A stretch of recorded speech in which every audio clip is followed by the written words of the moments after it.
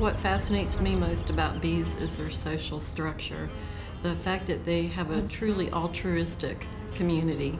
What often looks like a confused jumble of activity is there's a lot of communication going on, a lot of needs assessment, a lot of determination of who needs to be doing what function.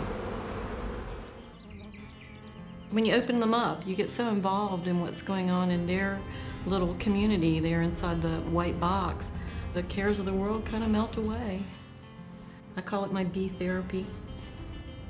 They've recently described the beehive as the organism and the individual bees as the organs within that organism.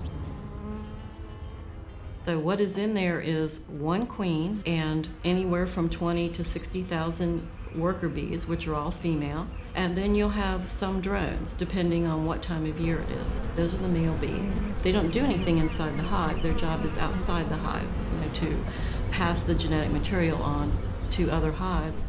So the female worker bees do all the work in the hive.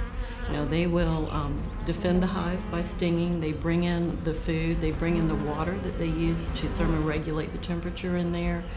They rear the young. They take care of the queen, and all the queen does is lay eggs.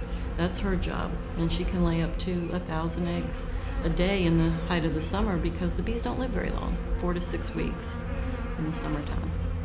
Bees do communicate by pheromone, and they have an alarm pheromone to alert everybody we need to defend the hive. So as beekeepers, we use smoke, and we just light the smoker and puff it over them because it actually blocks the receptor for their alarm pheromone. When we open the hive, we look for adequate food stores.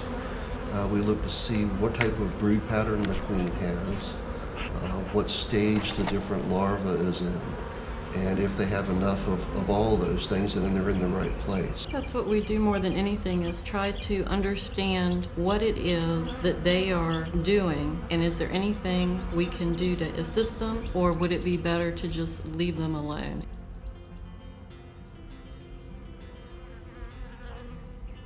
Well, one of the things I really appreciate about bees is the way they shape the world we live in.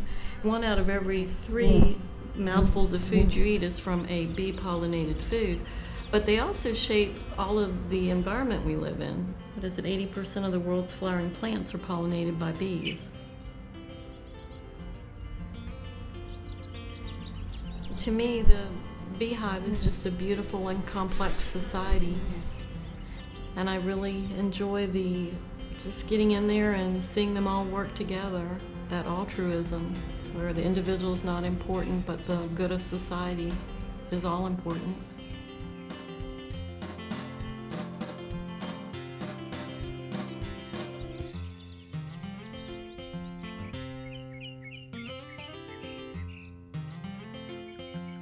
I'm Rick, this is Pam, and we run about 2 million head of bees.